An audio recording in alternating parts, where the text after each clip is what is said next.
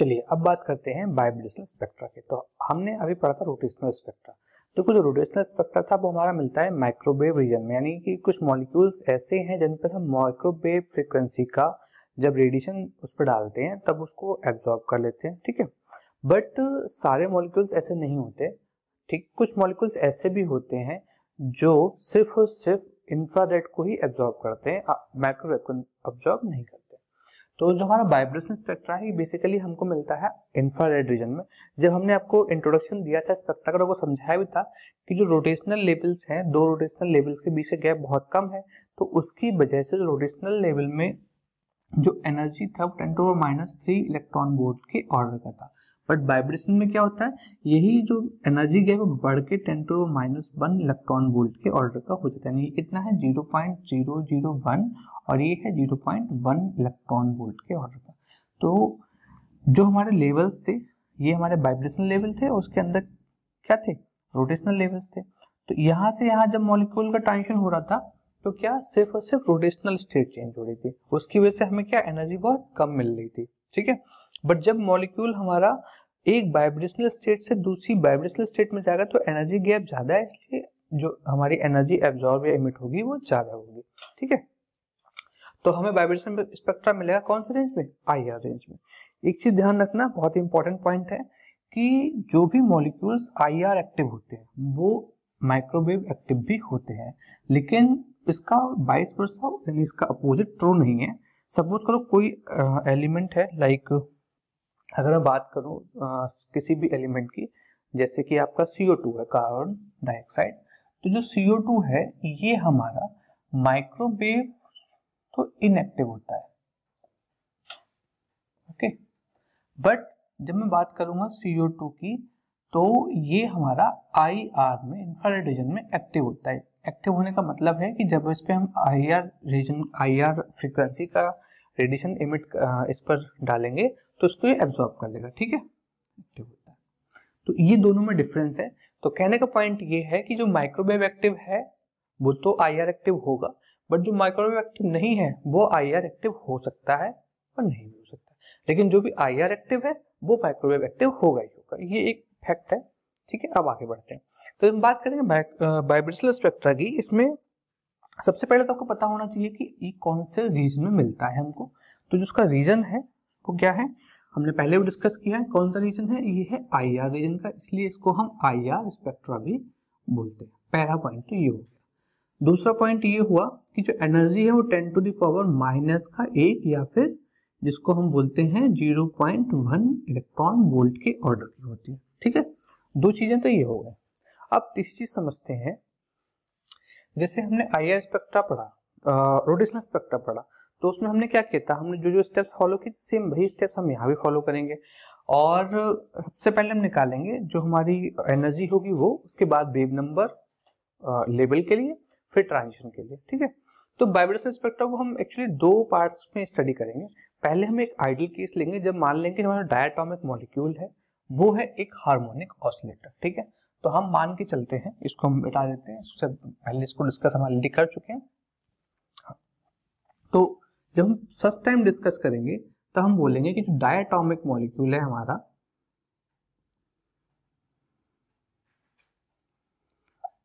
As harmonic oscillator. क्यों माना है हमने, वो भी समझते, ठीक है।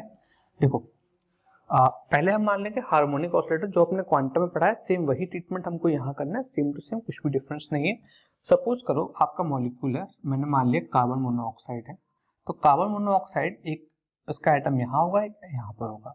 जब मैं इसको एनर्जी दूंगा तो क्या करेगा, ये एक वाइब्रेशन कर सकता है। कैसे वाइब्रेशन कर सकता है, मान लो ये आपका आपस में जुड़ा हुआ है, अब ये कुछ ऐसे ऐसे बाउंड कर सकता है। अगर मैं डायग्राम में वाइज बनाऊं, कोई भी मॉलिक्यूल आपका डायटोमिक है जो कि आपका IR एक्टिव है, तो एक मॉलिक्यूल उसका यहाँ पर है, दूसरा मॉलिक्यूल यहाँ पर है, ये दोनों आपस में बॉन्ड से जुड़े होंगे। तो जब मैंने इसको एनर्जी दिया, कौन सी एनर्जी, IR रीजन की एनर्जी दिया, तो ये क्या करेगा, थोड़ा एक्सपेंड होगा और थोड़ा कंप्रेस होगा। यानी अगर मैं इस डिस्टेंस को R मान लूँ यहाँ से यहाँ तक की, ठीक है, तो सपोज करो ये थोड़ा सा कंप्रेस हो जाता है और कंप्रेस होके यहाँ पहुंच गया, ठीक है। तो यहाँ से यहाँ पहुंचने में क्या हुआ, इसकी कुछ रेडियस कम हो गई, ऐसे ही बाहर जाता तो कुछ इसकी रेडियस बढ़ भी जाती, ठीक है। क्योंकि ये बहुत ज़्यादा चेंज नहीं होता, इसलिए पहले हम इसको हार्मोनिक ऑसिलेटर की तरह ही ट्रीट कर सकते हैं।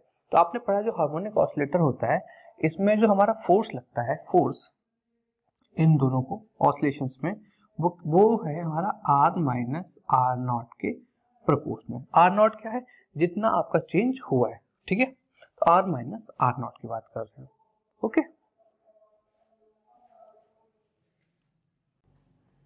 ठीक है, तो ये आपका हो गया डिफरेंस। अगर इसको और डायग्राम बनाना चाहें तो पहले ये R था, बाद में मान लो ये हो गया कितना R, तो इनके बीच का डिफरेंस कितना हो गया, वो हो गया R माइनस आर, ये R नॉट, R ही कर लेते हैं, ठीक है। चलो, तो ये है आपका इन दोनों के, मतलब मान लो ये पहले 5 सेंटीमीटर दूर थे और बाद में 3 सेंटीमीटर दूर रहे, तो 5 में से 3 सब्ट्रैक्ट करो, 2 बचेगा, नहीं हमारा जो फोर्स लग रहा है वो 2 के प्रोपोर्शनल हो गया, ये इक्वल नहीं, प्रोपोर्शनल थी साइड में। तो अगर मैं इसकी पोटेंशियल एनर्जी की बात करूं तो पोटेंशियल एनर्जी भी आपकी प्रोपोर्शनल हो जाएगी फोर्स के स्क्वायर के, यानी कि R माइनस आर ई के स्क्वायर के। तो ये इसकी पोटेंशियल एनर्जी होगी। पोटेंशियल एनर्जी से आप क्या कर सकते हो, आप पोटेंशियल एनर्जी अब इसका हैमिल्टनियन नोट कर सकते हो, हैमिल्टनियन से आप श्रोडिंगर इक्वेशन सॉल्व कर सकते हो। क्योंकि हम अभी पढ़ रहे हैं जिस पर्पस से, वहां पर डेरिवेशन इतना मैटर नहीं करता, रिजल्ट ज्यादा मैटर करते हैं, तो हम इस पार्ट को स्किप करके डायरेक्टली पहुंचते हैं जो उसका कंक्लूजन आता है उस पर। कंक्लूजन क्या आएगा कि जब आप इस पूरे डेरिवेशन को करोगे हार्मोनिक ऑसिलेटर को लेकर के, तब आपको मिलेगी एनर्जी, ठीक है।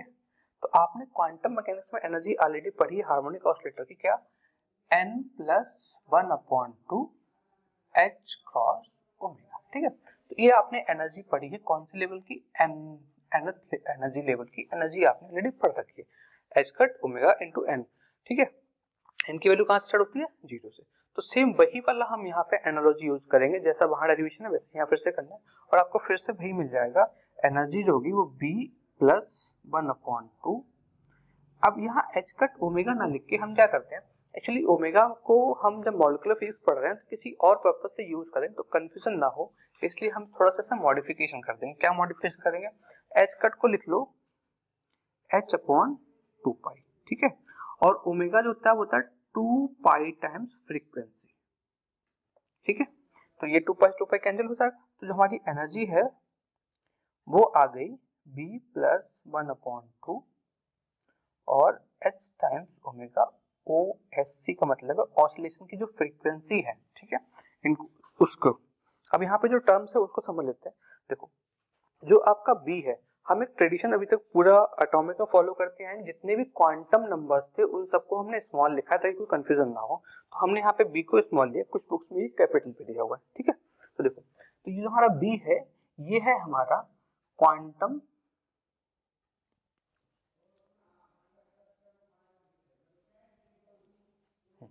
ये जो हमारा b है ये है हमारा वाइब्रेशनल, क्योंकि हम वाइब्रेशनल मोशन की बात कर रहे हैं, तो वाइब्रेशनल क्वांटम नंबर, ठीक है। और h आपको पता ही प्लांक कांस्टेंट है, omega oscillation, sorry new oscillation, ठीक है। तो ये फ्रीक्वेंसी है, ये क्या है, फ्रीक्वेंसी ऑफ ऑसिलेशन।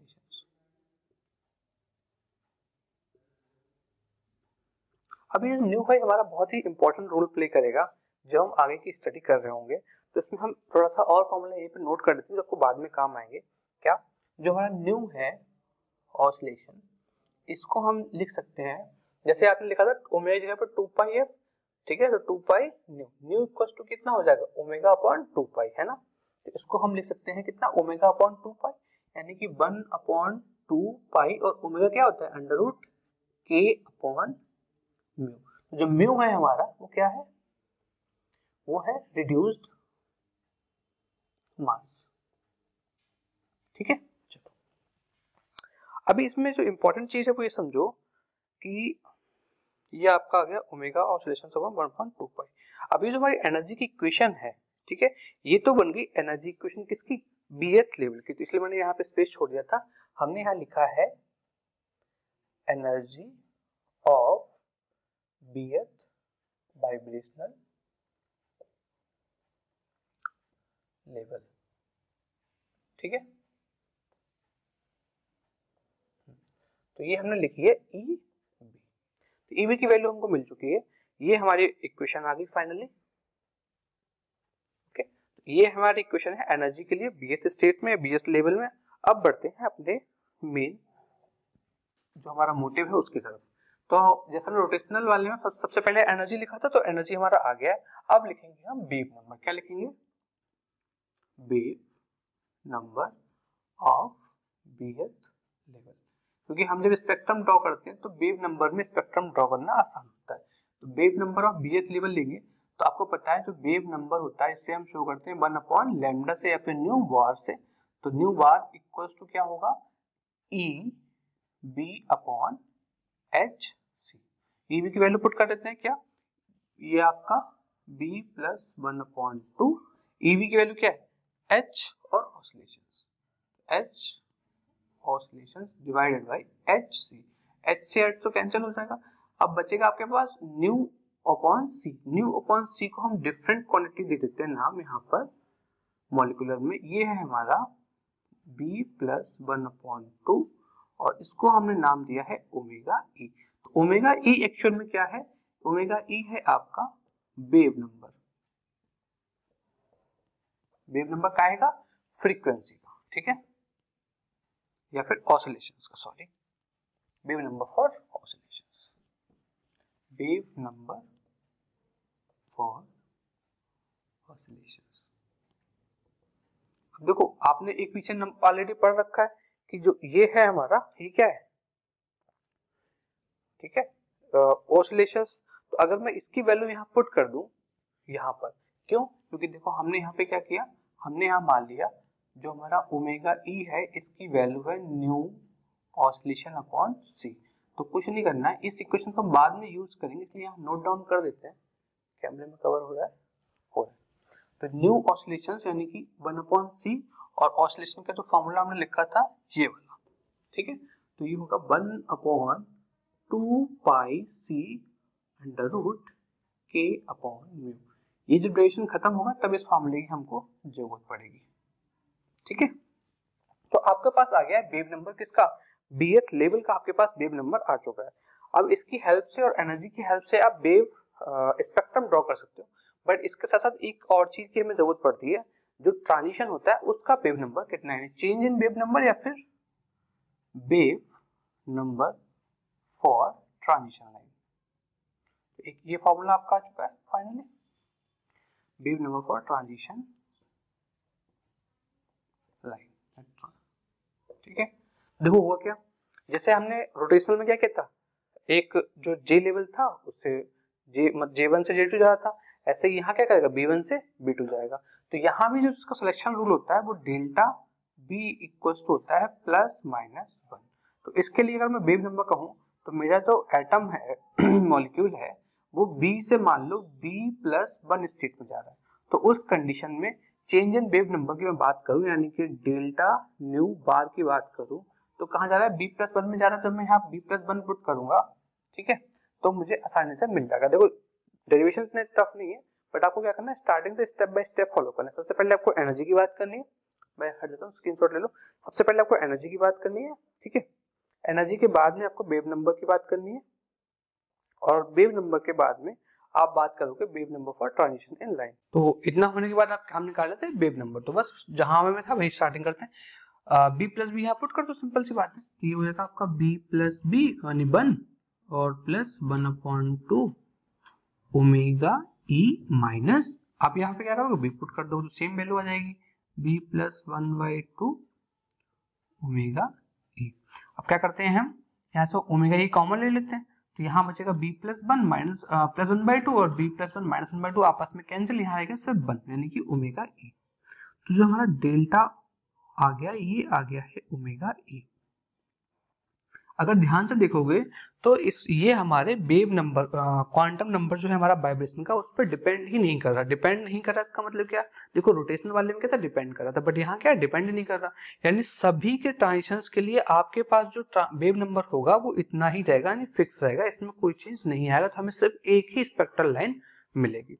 अगर मैं एनर्जी निकालना चाहूँ तो मैं यहाँ एनर्जी भी निकाल सकता हूँ। जो मेरी एनर्जी की इक्वेशन थी ये वाली, यहाँ से मैं अगर B की वैल्यू 1 पुट करता हूँ तो मुझे मिल जाएगा E1। इसकी वैल्यू कितनी मिल जाएगी, 1 प्लस सॉरी स्टार्टिंग इसकी 0 होती है, 0 पुट किया तो बन जाएगा कितना,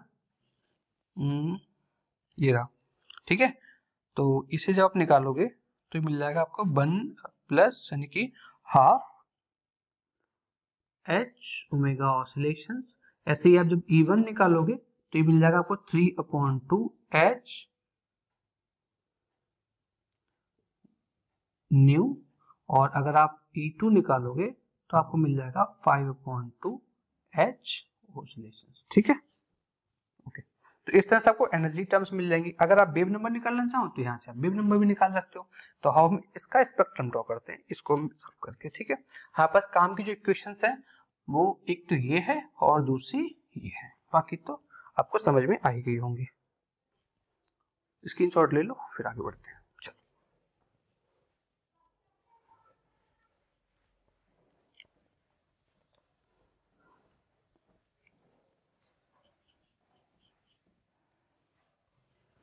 तो हम पढ़ रहे थे ये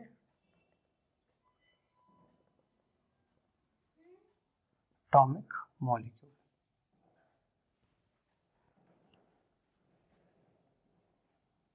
एज हार्मोनिक ऑसिलेटर। ठीक है, तो अब स्पेक्ट्रम ड्रॉ करते हैं।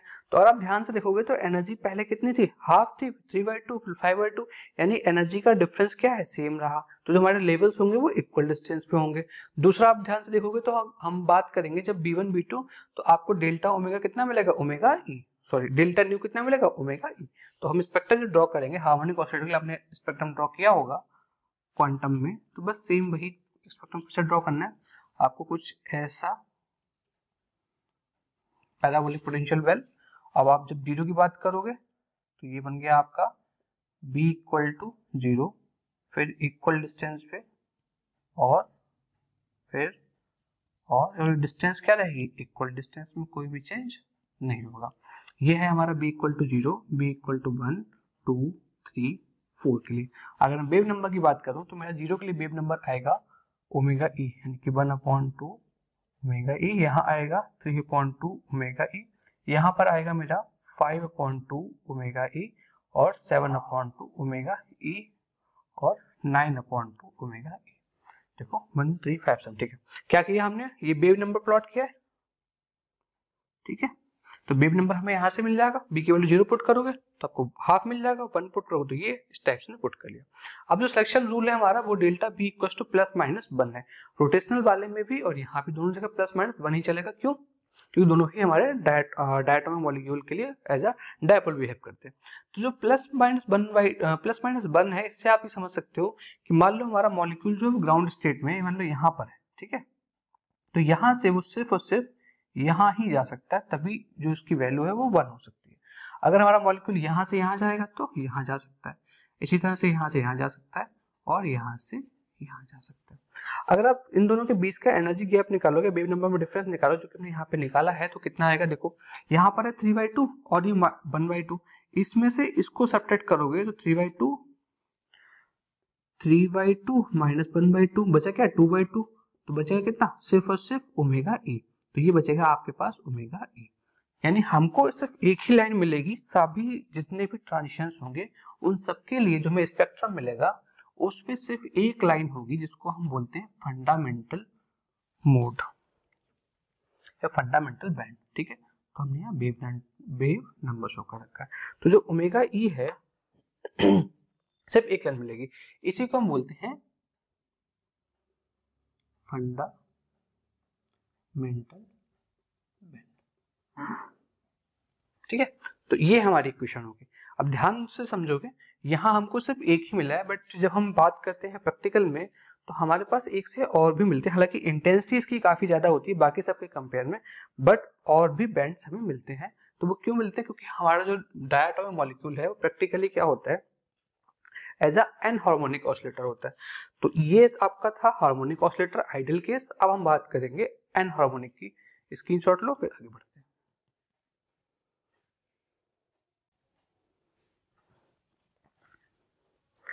अब बात कर लेते हैं diatomic molecule as a anharmonic oscillator की। जो अभी हमने पढ़ा था वो था हार्मोनिक ऑसिलेटर, जो आइडियल केस था, और उस आइडियल केस को फॉलो करने की कंडीशन थी कि जो उसका रिस्टोरिंग फोर्स है हमारा एफ, ये आर माइनस आर ई के तब तक ही प्रोपोर्शनल है जब तक कि ये बहुत वैल्यू छोटी है। बट जो प्रैक्टिकल एग्जांपल्स हैं उनमें क्या है कि वैल्यू थोड़ी सी लार्ज होती है, बहुत ज़्यादा लार्ज तो नहीं बट थोड़ी लार्ज होती है। इसकी वजह से क्या है कि इसका जो सेकेंड ऑर्डर टर्म है वो भी इसमें कंट्रीब्यूट करता है। जब ये कंट्रीब्यूट करेगा तो उसकी पोटेंशियल एनर्जी भी चेंज होगी। पोटेंशियल एनर्जी चेंज होगी कितना पर डिपेंड करेगा, ये आर माइनस आर ई की पावर 3 पर डिपेंड करेगी। जब ये एनर्जी चेंज हुआ है तो हमारा जो एनर्जी है पहले उसमें करेक्शन फैक्टर आएगा, तो हम उस करेक्शन फैक्टर को ही नोट करते हैं, एनर्जी ऑफ bth लेवल।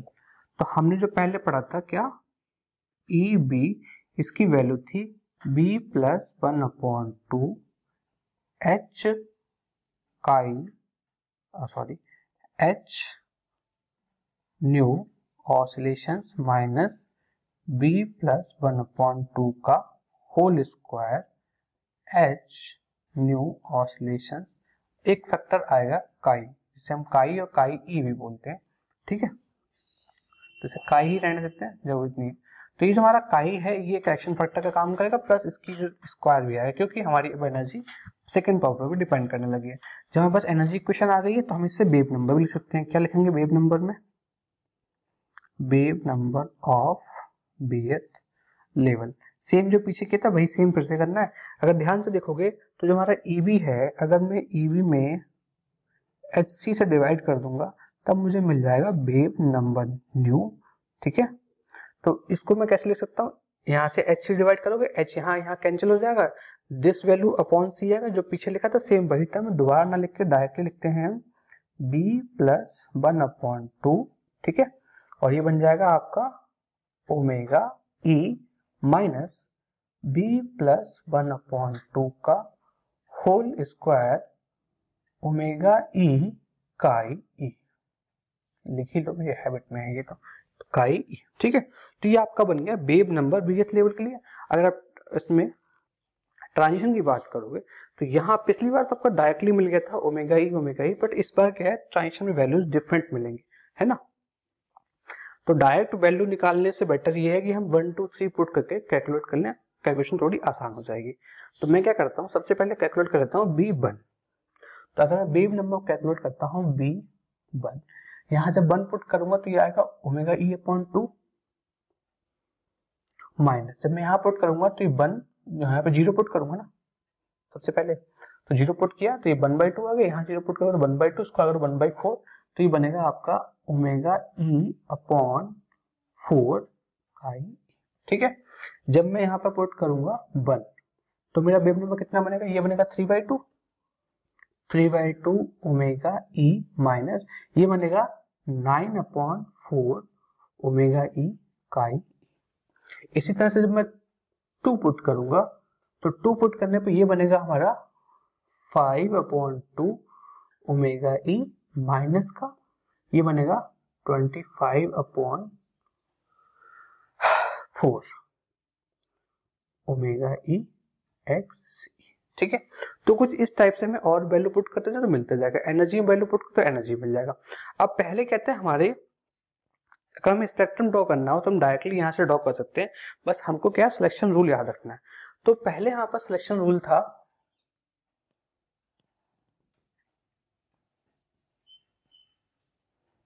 वो था डेल्टा बी कितना +-1। इसके अलावा अब +-2 भी आएगा, +-2 भी आएगा और +-3 एंड सो ऑन, जितने चाहो उतने आ सकते हैं। तो अभी क्या होगा, जब हम स्पेक्ट्रम ड्रॉ करेंगे तो हम इसमें 1 2 और 3 के लिए डिफरेंट कैलकुलेट कर लेंगे, ठीक है। चलो ये होगा सिलेक्शन रूल। अब हम डायरेक्टली इसमें प्लॉट कर सकते हैं जिसका स्पेक्ट्रम है वो। अगर यहाँ तक कोई डाउट हो तो आप समझ सकते हो। हाँ, तो अब हम इसका स्पेक्ट्रम ड्रॉ करते हैं। तो देखो यहाँ पे हमने क्या करना है, सबसे पहले जैसा पिक्चर ड्रॉ किया था वैसा ही फिर से ड्रॉ करना है। तो ये है हमारा वेव नंबर और एनहार्मोनिक ऑसिलेटर का कर्व कुछ इस टाइप से जाता है। ठीक है। तो जब हम जीरो की बात करेंगे, जब बेब नंबर हमारा जीरो है तब भी हमारी कुछ ना कुछ वैल्यू आ रखी है, तो जीरो वाला हमारा यहाँ पर आ जाएगा जब हमारा बी इक्वल टू क्या है जीरो। इसके बाद जब ऊपर जाएंगे, ठीक है, तो ये है हमारा बी इक्वल टू 1, और ऊपर जाएंगे, थोड़ा सा दूर बनाते हैं,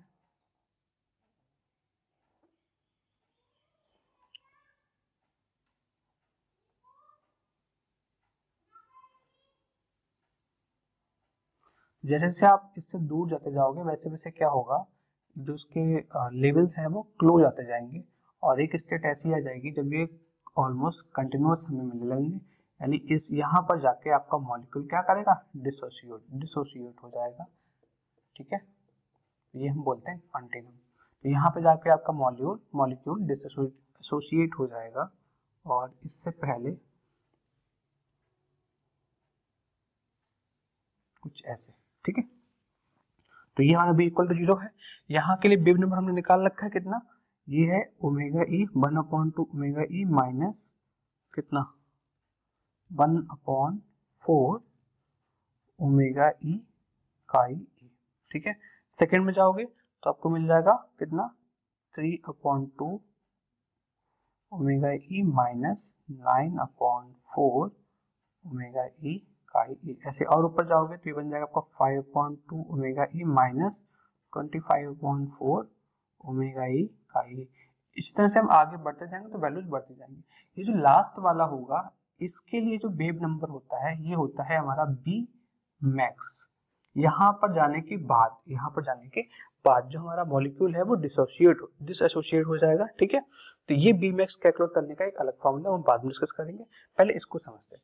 अब सेक्शन रूल है +-1, तो मेरा यहाँ पे 0 1 2 3 4 5 एंड सो ऑन, तो 0 से लेके 1 यहाँ पर ट्रांजिशन पॉसिबल है, ऑब्वियसली पॉसिबल है। और जब हम बात करते हैं नॉर्मल टेम्परेचर की तो हमारे मोस्टली जो एटम्स हैं वो ग्राउंड स्टेट में ही होते हैं, इसलिए इस लाइन की इंटेंसिटी हमको मिलती है सबसे ज्यादा, कुछ ऐसे, ठीक है, ओके। तो इसकी इंटेंसिटी सबसे ज्यादा मिलेगी। इसके बाद एक पॉसिबिलिटी ये भी है कि +-2 को फॉलो कर रहा हो तो मॉलिक्यूल यहाँ से हमारा यहाँ भी जा सकता है, बट इसकी प्रोबेबिलिटी कम रहती है, तो हमें यहाँ पर लाइन मिलेगी उसकी इंटेंसिटी कम। यहाँ से ऊपर और भी जा सकता है, यहाँ पे +-3 को फॉलो कर रहा हो तो भी हमको मिलेगी, लेकिन इंटेंसिटी थोड़ी सी और कम हो जाएगी। तो ये जो है हमारा वो एक्सपोनेंशियली डिक्रीज करता जाता है, ठीक है। इसको जब हम इंटेंसिटी डिस्ट्रीब्यूशन पढ़ेंगे तो वहां पे इसको ड्रॉ भी करेंगे, तो ये ध्यान रखना ये डिक्रीजिंग में होगा। क्यों, क्योंकि हमें अब जो फर्स्ट वाला है ये हमारा जो बनेगा ये है हमारा फंडामेंटल, कौन सा, इस फर्स्ट वाले को हम बोलते हैं फंडामेंटल बैंड, इसको बोलते हैं, लिखना पड़ेगा पूरा, ये है हमारा फंडामेंटल बैंड, और ये है फर्स्ट ओवरटोन, और ये सेकेंड ओवरटोन, इस टाइप से आगे भी चले जाते हैं। तो फंडामेंटल बैंड आपको समझ में आ गया होगा। फंडामेंटल बैंड का मतलब है कि हमारा जो मॉलिक्यूल है वो ग्राउंड स्टेट से यानी कि V = 0 से ट्रांजिशन करेगा कहाँ, B = 1 पे। फर्स्ट ओवरटोन में क्या करेगा, वो जाएगा तो ग्राउंड स्टेट से ही, लेकिन फर्स्ट में न जा करके सेकेंड में जा रहा होगा, ठीक है। तो इस टाइप से हमें फंडामेंटल बैंड मिलते हैं। तो इनकी भी आप जो चेंज इन वेव नंबर है वो कैलकुलेट कर सकते हो। मैं एक कर देता हूँ। अगर हम फंडामेंटल की बात करें तो wave number for fundamental band,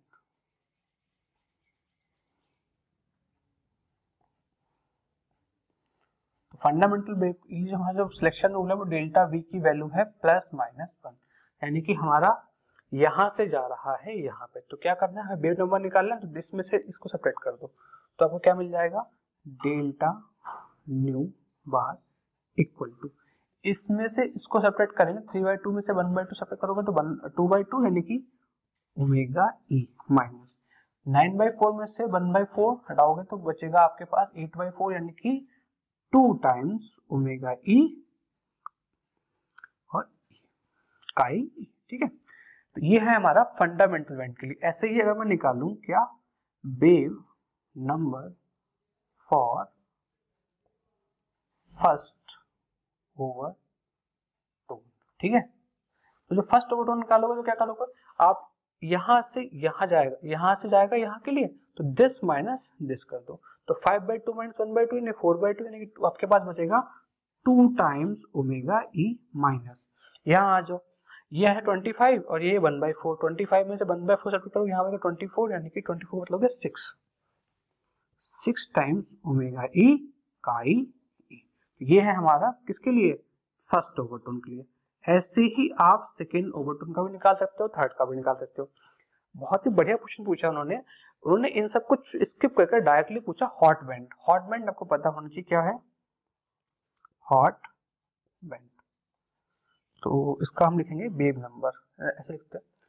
तो हॉट बैंड जो होगा इसमें आपका डेल्टा जो हमारा मॉलिक्यूल है वो ग्राउंड स्टेट में ना होके, पॉसिबिलिटी ये है कि थर्मल एक्साइटेशन से कुछ मॉलिक्यूल्स ग्राउंड स्टेट से ना होके फर्स्ट एक्साइटेड स्टेट पे पहुंच गए हो, यानी कि इस वाले बैंड में लाई कर रहे हो, तो यहाँ से भी मॉलिक्यूल ऊपर ट्राई कर सकता है।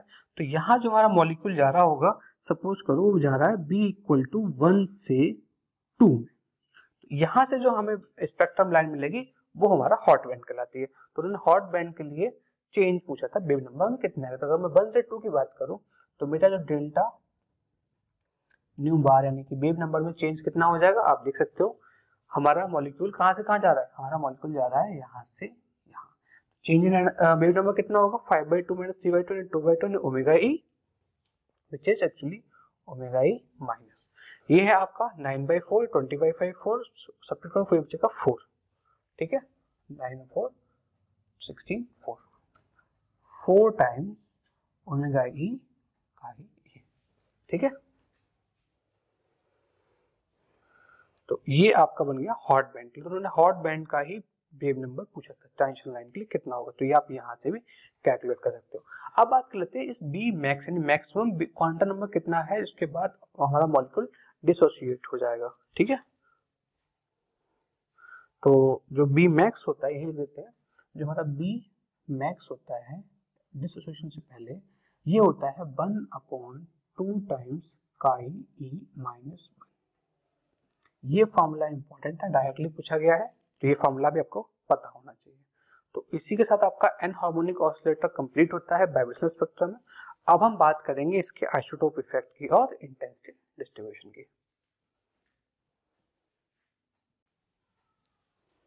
तो अब बात कर लेते हैं आइसोटोप इफेक्ट की। तो आइसोटोप इफेक्ट में क्या है, जैसे आप कोई भी एग्जांपल ले लो, सपोज करो आपके पास हाइड्रोजन आयोडाइड है HI, तो हाइड्रोजन का जो है एक आइसोटोप भी होता है ड्यूटेरियम, यानी हम Ti से शो कर सकते हैं।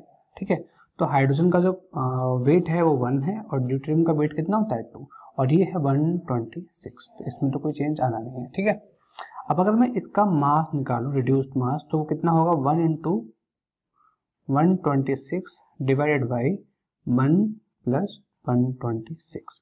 अगर मैं इसके आइसोटोप का रिड्यूस्ड मास निकालता हूं तो ये होगा 2 × 126 डिवाइडेड बाई 2 + 126। तो आप देख सकते हो जो रिड्यूस्ड मास है हमारा इसका, ये इससे ज्यादा है। अगर मैं रेशियो निकालना चाहूँ तो रेशियो में अप्रोक्सीमेटली लिख सकता हूँ this upon this equals to, ये 2 टाइम्स है इसके, 2/1।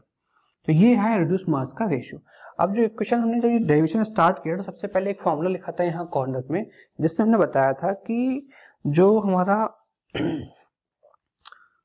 वेव नंबर था, ठीक है, न्यू बार, या फिर मैं फ्रीक्वेंसी की बात करूँ या ओमेगा किसी की भी बात करूँ, सबके लिए फॉर्मूला सेम ही है। ठीक है, तो जो मेरा फ्रीक्वेंसी का फॉर्मूला था यानी कि ओमेगा ई, इसका फॉर्मूला था 1/2 पाई c √ k/μ। या मैं वेव ऑसिलेशंस की बात करूं तो ऑसिलेशन का फॉर्मूला भी क्या था, सेम ही था, 1/2 पाई √ k/μ, है ना। तो इससे मैं ये शो कर सकता हूं कि जो मेरा ये है, क्या कहते हैं इसको, फ्रीक्वेंसी ऑफ ऑसिलेशन, वो एक्चुअल में प्रोपोर्शनल है 1/√μ के।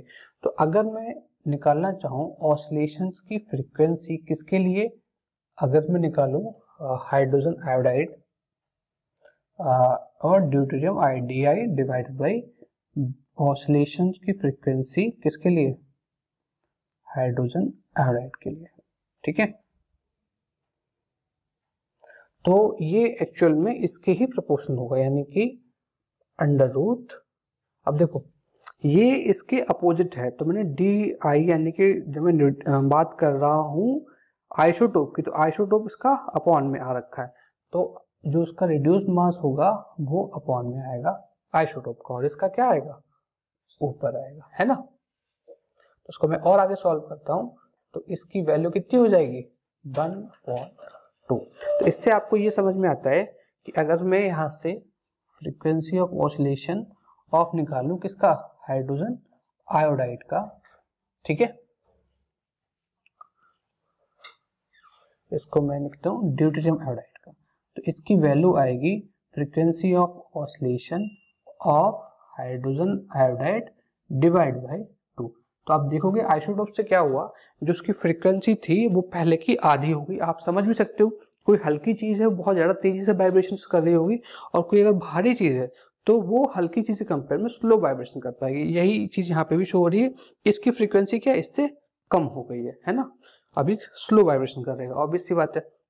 तो ये था आपका आइसोटोप इफेक्ट। अब हम मूव करते हैं हमारे इंटेंसिटी डिस्ट्रीब्यूशन पे। तो जो इंटेंसिटी डिस्ट्रीब्यूशन की बात की, हम इसको जो मॉलिक्यूल्स है हमारे डायटोमिक, उनको हम मानते हैं मैक्सवेल, इसमें अप्लाई करते हैं मैक्सवेल बोल्ट्जमैन स्टैटिस्टिक्स, ठीक है।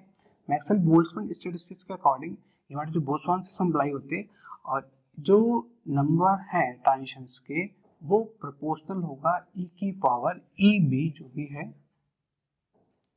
Divided by KB। अब E हमने पीछे निकाल रखा है, तो उसको ले लेते हैं और एक N0 ले लेते हैं कांस्टेंट, E की पावर EB की वैल्यू थी माइनस, ठीक है, EB की वैल्यू थी कितनी, B प्लस 1/2। आप चाहो तो H ऑसिलेशंस लिख लो, आप चाहो तो ओमेगा E लिख लो, कोई फर्क नहीं पड़ता, डिवाइडेड बाई KBT। देखो ध्यान से, पहले जो हमारा रोटेशनल था उसमें 2 टर्म्स आ रही थी, उसमें डिजनरेसी थी, यहाँ डिजनरेसी होती नहीं है, तो यहाँ क्या होगा, सिर्फ एक्सपोनेंशियल पर डिपेंड करेगी, प्लस एक्सपोनेंशियल डिकेइंग फंक्शन होगा। तो कैसे ड्रॉ करेंगे हम, कोई एक मैक्सिमम वैल्यू है N0, यहाँ हमने N को शो कर रखा है, और N0 से स्टार्ट होगा और एक्सपोनेंशियली डिके करता जाएगा, ठीक है। तो ये है हमारा कंप्लीट इंटेंसिटी डिस्ट्रीब्यूशन। ऐसा ही हमारी जो स्पेक्ट्रम लाइन आई थी, तो जो ओमेगा ई पर फर्स्ट फंडामेंटल था वो उसकी इंटेंसिटी ज्यादा थी, बाद में इंटेंसिटी क्या हो रही थी, कम होती जा रही थी। तो वही चीज यहाँ पर भी शो हो रही है। यहाँ पर है आपका वेव नंबर। तो ये था आपका पूरा कंप्लीट वाइब्रेशनल स्पेक्ट्रा। अब हम बात करेंगे वाइब्रेशनल स्पेक्ट्रा के बाद में सेकंड टॉपिक है हमारा वाइब्रेशनल रोटेशनल स्पेक्ट्रा। अब बात करते हैं वाइब्रेशनल रोटेशनल स्पेक्ट्रा। तो देखो अभी तक हमने जो पढ़ा उन दोनों का कंबाइंड स्टडी हम इसमें पढ़ेंगे, क्यों, क्योंकि देखो जो हमारा मॉलिक्यूल है वो वाइब्रेशनल मोशन भी कर सकता है और रोटेशनल मोशन भी कर सकता है, और दोनों आपस में इंडिपेंडेंट होती हैं। कहने का मतलब क्या है कि कोई मॉलिक्यूल है वो रोटेशनल मोशन भी कर रहा होगा और साथ ही साथ वो वाइब्रेशनल मोशन भी कर रहा होगा साथ में। तो इसकी वजह से टोटल हैमिल्टोनियन होगा, एक दूसरे से इंडिपेंडेंट है, डायरेक्टली सकते हैं H वाइब्रेशन प्लस HJ कह लो या फिर HR कह लो। अगर एनर्जी की बात करो, टोटल कंबाइंड होकर एनर्जी भी आपको मिल जाएगी सेम टर्म्स में।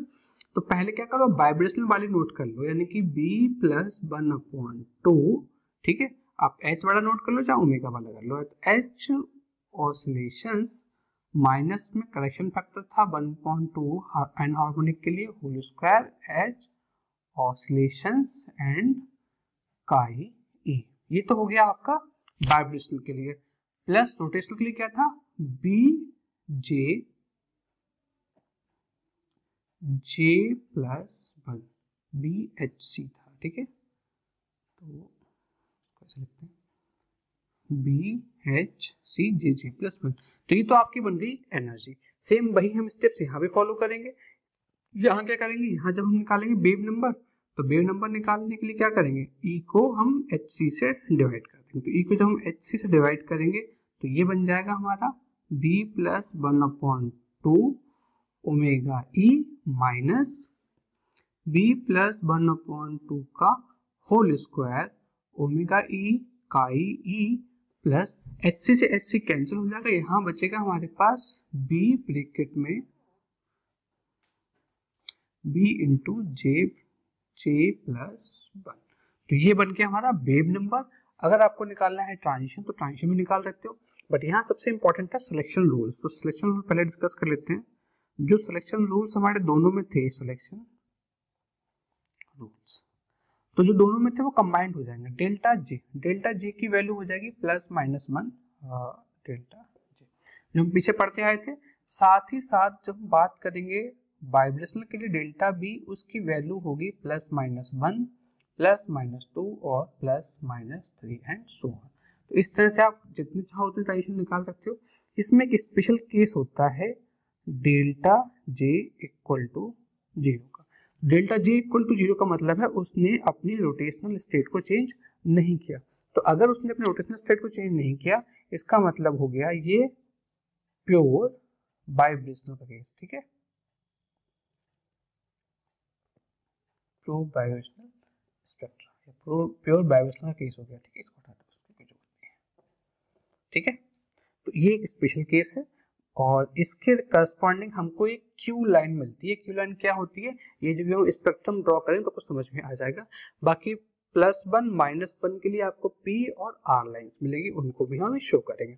ठीक है, तो मेन जो हमारी है वो ये है आपके पास लाइंस। ठीक है, चलो अभी क्या करते हैं इसमें, अब इसका स्पेक्ट्रम ड्रॉ कर लेते हैं सीधे। देखो इसमें जब हम प्लॉट करेंगे स्पेक्ट्रम तो आपको मिलेंगी 3 लाइंस। थोड़ा सा कंसाइज हो जाएगा, यहाँ पे ट्राई करते हैं।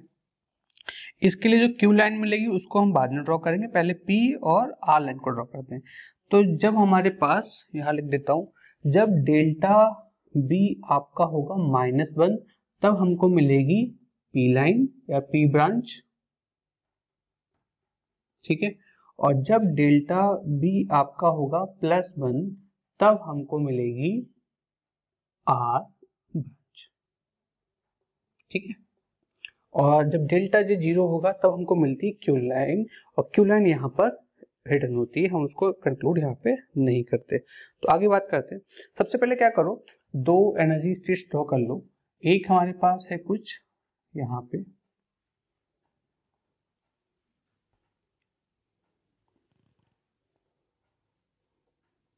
आ रहा है ना यहाँ तो पूरा, ठीक है, और ये, तो ये है हमारी एक्साइटेड स्टेट में, और 4 ही हम बना लेते हैं ग्राउंड स्टेट में।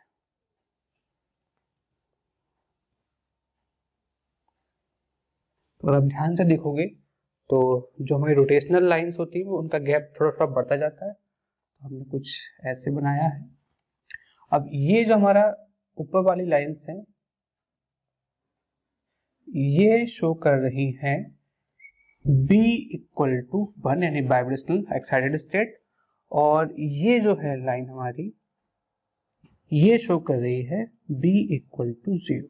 अब इस हमारे वाइब्रेशनल स्टेट में अलग डिफरेंट क्या है, रोटेशनल स्टेट्स हैं। रोटेशनल का मतलब हुआ, इसको मैं लिख दूं J dash equal to 0, J dash equals to 1, J dash equals to 2 and J dash equal to, थोड़ा क्लियर कर लेते हैं इसको, है ना, ताकि जब आप स्क्रीनशॉट लो तो आपको समझ में आ जाए लिखा क्या है। चलिए यहाँ की लाइन मिटा ही देते हैं क्योंकि हमको थोड़ा स्पेस नीचे भी चाहिए होगा।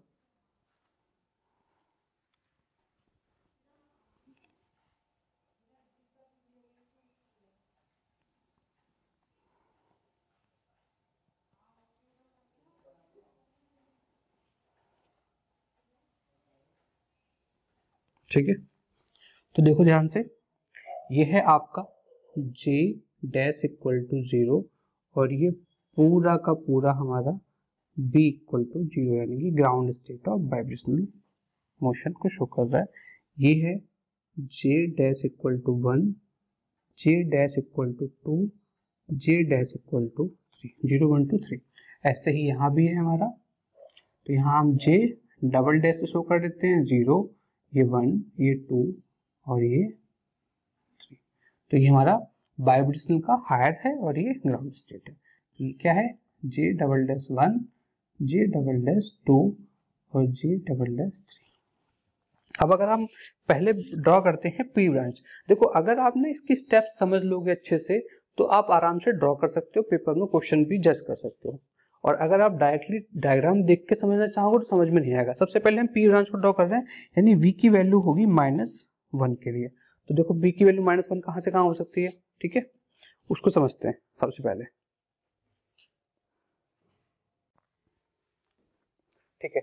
सबसे पहले हम क्या करते हैं, J=-1 के लिए पी ब्रांच प्लॉट करें। J=-1 कैसे प्लॉट होगा, 0 से तो पॉसिबल है नहीं पी में, ठीक है, 1 से पॉसिबल है 0 में। तो 1 से, यहाँ से देखो ध्यान से लिखना, हाँ 1 से 0 जाएंगे तो डेल्टा G कितना होगा, -1।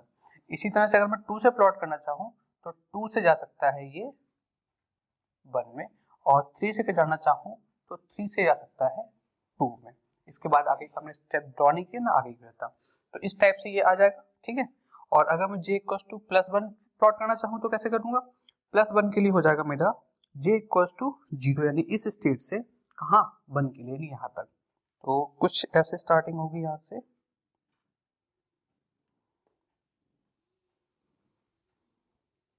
जीरो से 1, ठीक है, ये हो गया। इसी तरह से दूसरा आपका 1 से 2 में, और 2 से 3 में, 3 से 4 में। तो मैंने आपको बताया था जब J=-1 होगा डेल्टा J, क्या यहाँ पे गलती से, J=-1 होगा तो हमें मिलता है पी ब्रांच। इसको हमने नाम रखा है, क्या नाम, पी ब्रांच। तो ये है हमारा 1 से स्टार्ट हुआ, इसको नाम दिया हमने P1, इसको नाम दिया है P2 और इसको नाम दिया है P3। इसी तरह से R1 देखो ध्यान से, तो R1 जो है, R स्टार्ट हुआ है 0 से, तो ये है मेरा R0, R1,